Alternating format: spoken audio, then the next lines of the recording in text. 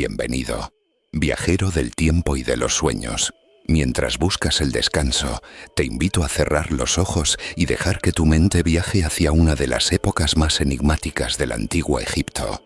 Si te gustan las historias que mezclan misterio, poder y humanidad, te animo a darle like a este video y suscribirte al canal, porque aquí siempre descubrirás relatos que te llevarán más allá de lo que imaginas.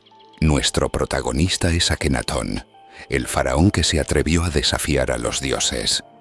Un hombre que en medio del esplendor de templos, pirámides y sacerdotes todopoderosos, decidió alzar su voz y cambiar el curso de la historia. Algunos lo recuerdan como un visionario, otros lo tacharon de hereje. Pero lo cierto es que su reinado fue una sacudida en los cimientos de la tradición milenaria egipcia. Akenatón nació en Tebas, la capital religiosa de Egipto en ese tiempo, probablemente hacia el año 1353 a.C. Su nombre original era Amenhotep, que significa Amón está satisfecho. Ya desde su nacimiento, su vida estuvo ligada a la poderosa figura del dios Amón, el gran señor de Tebas y del imperio egipcio. Y, paradójicamente, ese mismo dios cuyo nombre llevaba, sería el que él más tarde rechazaría con vehemencia. Su padre era el faraón Amenhotep III, uno de los reyes más poderosos y prósperos de toda la historia de Egipto. Bajo su reinado, el país alcanzó un esplendor sin precedentes. Palacios grandiosos, templos majestuosos como los de Luxor, festivales fastuosos y un poderío militar que aseguraba la paz y la riqueza del imperio. Era un faraón venerado, casi divinizado en vida, conocido como el Rey Sol de Egipto por la grandeza de su reinado. Su madre fue la reina Tille, una mujer extraordinaria que marcó profundamente la personalidad de su hijo. A diferencia de otras reinas que se mantenían en segundo plano, Tille no solo fue esposa real, sino consejera política, respetada tanto en Egipto como en tierras extranjeras. Provenía de una familia no real, hija de Yuya y Tuya, personajes influyentes pero ajenos a la realeza tradicional, lo que la convirtió en una reina atípica, inteligente, culta y con gran influencia en la corte. Muchos creen que de ella heredó Akenatón su carácter fuerte, independiente y su tendencia a desafiar lo establecido. Akenatón no fue el único hijo. Tuvo varios hermanos y hermanas, entre ellos Tutmosis, el príncipe heredero que murió antes de poder reinar y que dejó libre el camino para que Amenhotep, el futuro Akenatón, ascendiera al trono. También tuvo hermanas como Sitamón, Genutanep, Isis y Nebetá, algunas de las cuales llegaron a desempeñar papeles importantes en la corte de su padre. La infancia del joven Amenhotep se desarrolló entre los palacios de Tebas, rodeado de lujo y educación. Seguramente aprendió de los mejores escribas, sacerdotes y artistas, pero a diferencia de otros príncipes, no mostró un interés particular por la guerra o las campañas militares. Era más introspectivo, con inclinaciones hacia la espiritualidad, la filosofía y quizás la contemplación de la naturaleza. Muchos estudiosos creen que desde niño se sintió diferente, un tanto apartado, como si intuyera que su destino no iba a ser el de continuar las tradiciones, sino el de romperlas. Y cuando la muerte de su hermano mayor lo colocó como heredero directo, su camino hacia el trono de Egipto quedó marcado. Fue así como, al morir su padre, Amenhotep ascendió al trono. Sin embargo, el joven faraón pronto demostraría que no iba a ser simplemente Amón está satisfecho, sino alguien dispuesto a enfrentarse a ese mismo dios y a todo un sistema que llevaba siglos enraizado en Egipto. Fue entonces cuando cambió su nombre a Akenatón, el espíritu viviente de Atón. Y con ese cambio de nombre empezó una de las revoluciones más fascinantes y polémicas de la historia. Cuando Amenhotep IV tomó la corona de Egipto, al principio siguió ciertas tradiciones establecidas por su padre. Se celebraron ceremonias en honor a Amón y se mantuvo la apariencia de continuidad. Pero en su interior ya germinaba la idea de algo distinto, algo que lo separaría de todos los faraones anteriores. Ese pensamiento fue madurando hasta que dio un giro radical. Renunció a la supremacía del dios Amón y proclamó al disco solar, Atón, como el único dios verdadero. No fue un simple cambio de devoción religiosa, sino un terremoto espiritual, político y cultural. Amenhotep abandonó su propio nombre, ligado a Amón, y adoptó uno nuevo, Akenatón, el espíritu viviente de Atón. Con ese acto, marcó el inicio de la primera experiencia de monoteísmo de la que se tiene registro en la historia. Los sacerdotes de Amón, que durante generaciones habían controlado no solo la religión sino también la economía de Egipto, vieron amenazada su autoridad. Hasta entonces, el templo de Amón en Tebas era el centro espiritual y el verdadero motor del país, más poderoso incluso que el palacio real. Pero Akenatón decidió arrebatarles ese poder, cerrando templos, confiscando riquezas y trasladando la capital a una nueva ciudad, Ajetatón, el horizonte de Atón. Construida en un lugar apartado, en medio del desierto, Ajetatón se convirtió en un símbolo vivo de la nueva fe. Sus templos eran abiertos al cielo, sin techos oscuros ni salas cerradas. El culto a Amatón debía hacerse bajo la luz directa del sol, que derramaba sus rayos como manos que tocaban a cada persona por igual. Era un mensaje revolucionario. No hacía falta entrar en templos sombríos ni depender de sacerdotes que recitaran palabras secretas. La luz del Dios estaba allí, al alcance de todos, cada mañana al amanecer. En este nuevo orden, Akenatón y su gran esposa real, Nefertiti, aparecían como los intermediarios entre Atón y la humanidad. Sus representaciones eran diferentes a lo habitual. El faraón ya no era solo un guerrero majestuoso, sino un hombre mostrado con rasgos poco convencionales, casi andróginos. Algunos lo describen con cuerpo alargado, caderas anchas y vientre pronunciado. A su lado, Nefertiti se mostraba como una figura poderosa y casi igual a él, algo insólito en la tradición egipcia. Juntos, eran el reflejo viviente de la nueva fe. Las escenas de arte de esta época muestran a la pareja real de una forma nunca vista, jugando con sus hijas, besándolas, sosteniéndolas bajo los rayos de Atón. Eran imágenes íntimas humanas que contrastaban con la fría solemnidad de los antiguos faraones. El mensaje era claro. El sol no iluminaba solo templos y batallas, sino también la vida cotidiana, el amor y la familia. Pero aunque la luz de Atón parecía brillar con fuerza en Ajetatón, las sombras crecían en el resto de Egipto. Los sacerdotes desplazados no olvidaban su poder perdido, y el pueblo, acostumbrado a confiar en decenas de dioses para cada aspecto de su vida, no terminaba de aceptar esa imposición. Al mismo tiempo, en las fronteras del imperio, los aliados pedían ayuda contra invasiones y rebeliones, pero Akenatón parecía más centrado en su visión religiosa que en la defensa militar. Su revolución había abierto una brecha. Mientras él cantaba himnos al sol, los cimientos de Egipto empezaban a resquebrajarse, y el precio de haber desafiado a los dioses tradicionales estaba cada vez más cerca de cobrarse. La vida en Ajetatón parecía un sueño extraño, distinto a todo lo que Egipto había conocido. Allí no resonaban los cánticos en honor a Amón, ni se alzaban estatuas de Osiris o Ra. Solo el sol, eterno y silencioso, bañaba los templos abiertos donde Akenatón y Nefertiti ofrecían ofrendas bajo la mirada de su pueblo. Sin embargo, fuera de esa ciudad blanca levantada en el desierto, la realidad era muy distinta. El imperio que había heredado Akenatón comenzaba a agrietarse. Cartas escritas en tablillas de arcilla, las famosas cartas de Amarna, nos revelan hoy cómo reyes vasallos de Siria y Canaán enviaban mensajes desesperados pidiendo ayuda. Sus ciudades eran atacadas por enemigos, y mientras clamaban por refuerzos, en Egipto no obtenían respuesta. Akenatón parecía más preocupado por componer himnos en honor a Atón que por enviar tropas a defender las fronteras.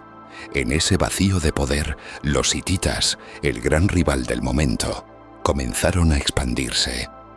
Para muchos generales egipcios, aquella falta de acción era incomprensible, casi un sacrilegio contra la gloria militar que habían construido faraones anteriores. Y así, poco a poco, Akenatón empezó a ser visto no solo como un reformador religioso, sino como un gobernante débil que ponía en peligro la estabilidad de todo Egipto. Dentro de su propia corte, las tensiones también crecían. Los sacerdotes de Amón, aunque habían perdido poder oficial, seguían influyendo en la sombra.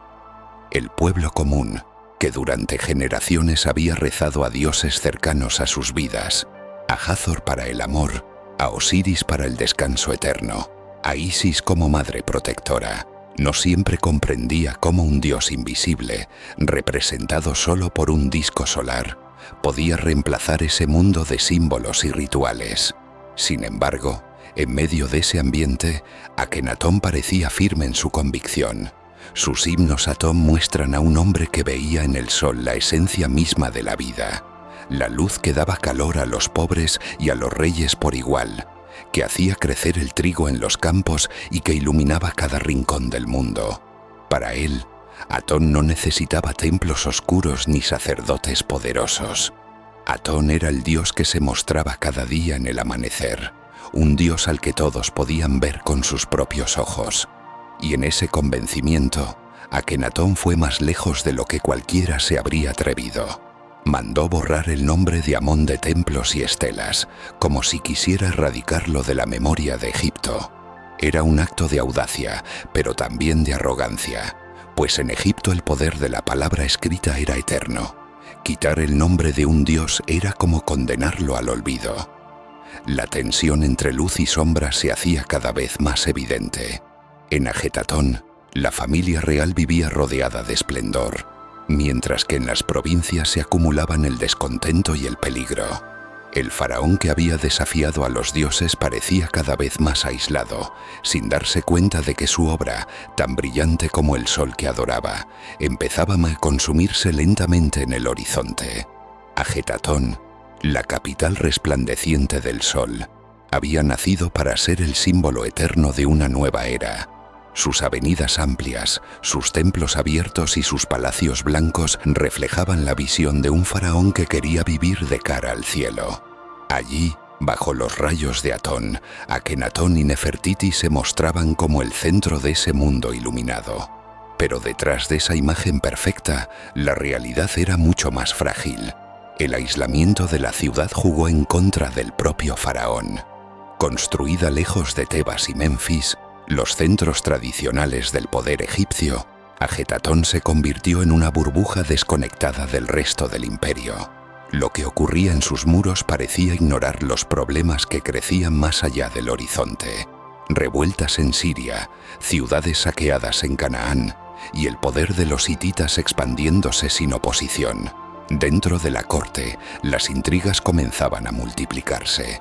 Los altos funcionarios, acostumbrados a manejar riquezas y poder en los templos de Amón, miraban con disgusto cómo toda la autoridad se concentraba en el faraón y su nueva religión. Para muchos, Akenatón había roto no solo con los dioses, sino también con el equilibrio político que mantenía unido al imperio. Nefertiti, sin embargo, seguía siendo un pilar en aquel reinado. Ella no era una figura decorativa, sino una reina poderosa, mostrada en las inscripciones en igualdad con el faraón, participando en rituales y a veces incluso representada como si reinaras a la par de él. Su belleza y carisma se convirtieron en un escudo para Akenatón, y algunos estudiosos creen que sin ella, su revolución se habría derrumbado mucho antes. El arte de esta época, el llamado estilo de Amarna, refleja ese contraste entre ideal y fragilidad. Las imágenes muestran ternura y humanidad, pero también cuerpos alargados y rostros extraños, casi reales, como si se quisiera transmitir que aquel mundo estaba fuera de lo común, más cercano a un sueño que a la realidad tangible. Y mientras tanto, en las sombras, el resentimiento crecía. Los sacerdotes de Amón, aunque despojados de poder, no habían sido destruidos. Esperaban como el Nilo que siempre regresa en su crecida, el momento oportuno para recuperar lo que les había sido arrebatado. El pueblo, cada vez más inquieto, empezaba a murmurar que los antiguos dioses se habían vuelto contra Egipto, castigándolo con pérdidas en las fronteras y desórdenes en las tierras. En medio de este ambiente, Akenatón parecía cada vez más encerrado en su fe. Como un soñador que no quería despertar, seguía elevando himnos al sol mientras la oscuridad avanzaba lentamente sobre su obra. En el esplendor blanco de Ajetatón, la familia real era presentada como el ejemplo de armonía. Akenatón, Nefertiti y sus hijas aparecían en relieves bañados por los rayos de Atón, compartiendo juegos y gestos de ternura que ningún faraón anterior se había atrevido a mostrar. Sin embargo, detrás de esas escenas de felicidad perfecta, la realidad pronto se volvió amarga. Se dice que varias de las hijas de la pareja murieron jóvenes, víctimas de epidemias o de las duras condiciones de vida que ni siquiera la realeza podía evitar. Estas muertes golpearon profundamente a la familia y dejaron cicatrices invisibles en la corte. En un mundo donde la descendencia aseguraba la continuidad del poder, la pérdida de princesas reales no era solo un drama personal, sino también un problema político. La figura de Nefertiti, hasta entonces omnipresente junto al faraón, comenzó a desvanecerse de las inscripciones y relieves oficiales. Durante siglos los egiptólogos han debatido qué ocurrió. Algunos creen que cayó en desgracia, quizá enfrentada con el propio Akenatón. Otros piensan que murió, víctima de enfermedad. Y hay teorías que sugieren que adoptó un nuevo papel, incluso con otro nombre, para seguir gobernando en secreto. Lo cierto es que su ausencia alimentó el vacío en la corte y debilitó aún más la imagen del faraón. A la vez, aparece en escena otro personaje enigmático, Semenez-Kara. Este misterioso sucesor compartió el trono con Akenatón en sus últimos años, pero su origen y papel real son aún un misterio. Era un yerno del faraón, casado con una de sus hijas, un hermano menor, o quizás Nefertiti misma bajo un nuevo nombre real. Lo cierto es que su presencia es la señal de que la estabilidad en la familia real había empezado a romperse y que el faraón necesitaba apoyo para sostener un poder que ya se tambaleaba. Akenatón, que había comenzado su reinado como un reformador audaz y casi poético, terminó viéndose rodeado de pérdidas, incertidumbres y figuras que intentaban llenar los huecos que dejaban sus seres más cercanos. La capital que había soñado como eterna se convertía en un escenario de silencios incómodos, donde los murmullos sobre la caída del faraón ya eran imposibles de callar. Y mientras la familia real se resquebrajaba, los enemigos internos y externos veían más claro que nunca que el tiempo de aquel faraón que había desafiado a los dioses estaba llegando a un punto crítico. La ausencia de Nefertiti y la aparición de Semenez-Kara marcaron un antes y un después en la corte de Ajetatón. El faraón, que había deslumbrado al mundo proclamando la supremacía del disco solar, parecía cada vez más aislado, consumido por su visión religiosa y debilitado por las pérdidas personales. La imagen de un rey firme y luminoso empezó a desvanecerse, y en su lugar se levantaba la figura de un gobernante cansado, rodeado de tensiones. En las provincias la situación era crítica. Las cartas de Amarna, que aún conservamos, muestran súplicas desesperadas de los gobernadores egipcios en Siria y Canaán. Ciudades sitiadas, pueblos incendiados, aliados que pedían ayuda contra los hititas y otros enemigos. Pero esas súplicas rara vez encontraban respuesta. Los ejércitos egipcios, que antaño habían sido el terror de Asia, parecían ahora paralizados, sin recibir órdenes claras desde la capital. Dentro de Egipto, la fe en Atón tampoco lograba consolidarse. Para los campesinos, artesanos y soldados, la religión solar era demasiado abstracta. ¿Cómo pedir a Atón por la cosecha, por un parto seguro, por la protección de un difunto? Los viejos dioses ofrecían respuestas claras y cercanas, mientras que Atón parecía lejano, impersonal, inalcanzable. Así, en silencio, muchos seguían rezando a Isis, a Osiris o a Amón, aun cuando sus nombres hubiesen sido borrados de los muros. El faraón trataba de mantener viva su visión. En Ajetatón, los himnos al sol continuaban, y las ceremonias diarias seguían mostrando a Akenatón y a su familia como los mediadores exclusivos de la luz divina. Pero esa misma centralización del culto hizo que conforme la familia real se desmoronaba, también se debilitara la religión que dependía solo de ellos. La presencia de Semeneskara, lejos de traer estabilidad, alimentó más confusión. Su figura es como una sombra que se desliza entre las ruinas de Amarna. Algunos lo consideraron corregente, otros sucesor legítimo, y hay quienes piensan que fue apenas un instrumento para mantener en pie una corte que ya se tambaleaba. Lo cierto es que su aparición refleja que el poder de Akenatón ya no era suficiente por sí solo, y que se necesitaba compartir o delegar autoridad para evitar un colapso inmediato. El horizonte, alguna vez brillante en Ajetatón, comenzaba a teñirse de incertidumbre. El faraón que había osado enfrentarse a los dioses tradicionales, que había borrado el nombre de Amón y levantado una ciudad entera en honor al sol, ahora veía cómo su obra se resquebrajaba desde dentro.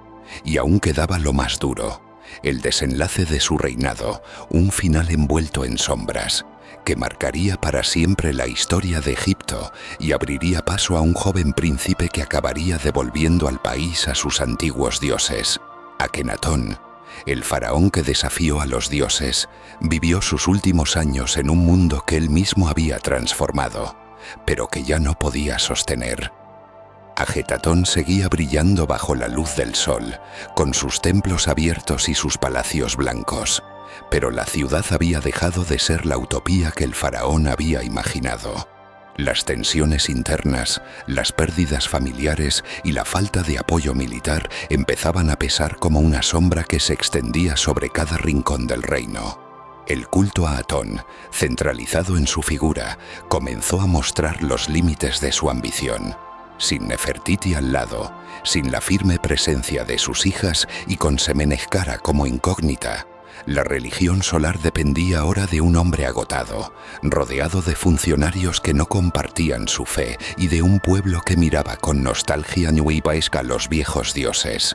Los artistas, antes inspirados por su visión, comenzaban a regresar a estilos más tradicionales, mostrando en los relieves signos de confusión y de un mundo dividido entre la luz de Atón y la sombra de las antiguas creencias. Los enemigos externos continuaban aprovechando la debilidad del imperio. Las provincias en Asia reclamaban ayuda, pero los ejércitos se desplazaban con lentitud o permanecían inactivos. Algunos historiadores sugieren que estas decisiones no fueron solo consecuencia de su obsesión religiosa, sino también de su aislamiento físico y emocional. Akenatón estaba atrapado en una ciudad que él había elegido, pero que al mismo tiempo lo separaba de la verdadera gestión del poder.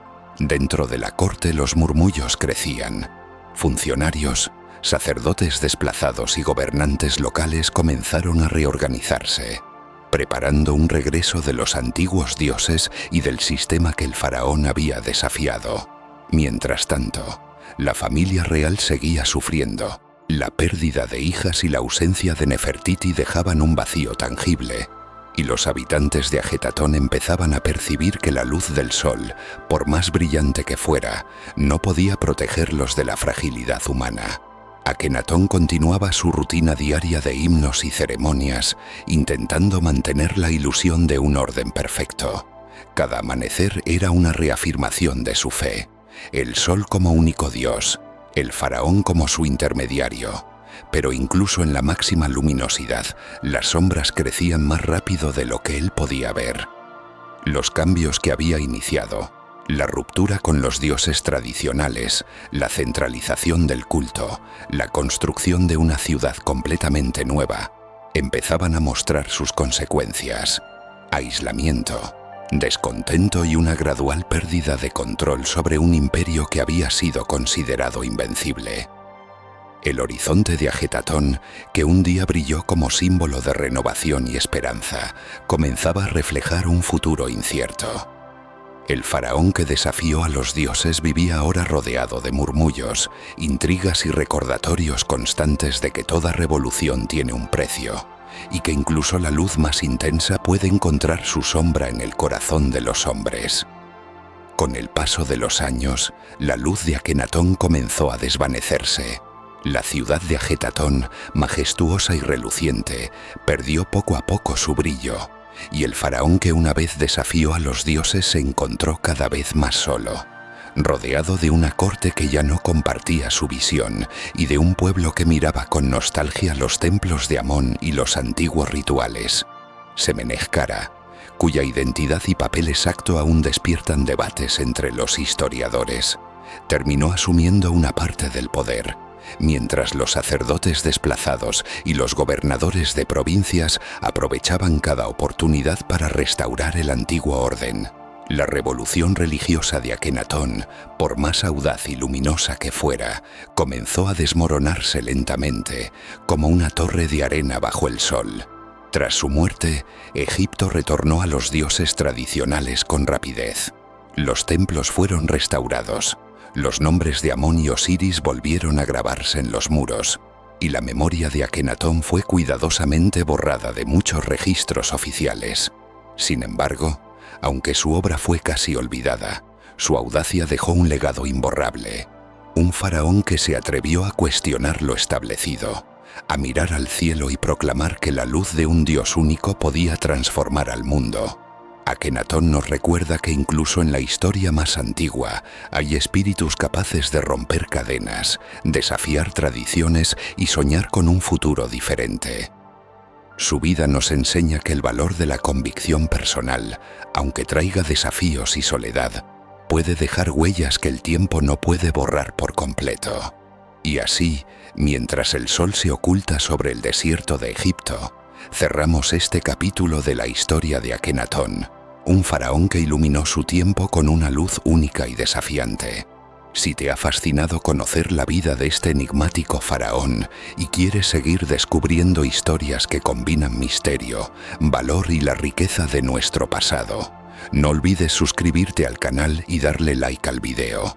Cada historia que compartimos te acerca más al mundo antiguo y te invitas a soñar mientras descansas.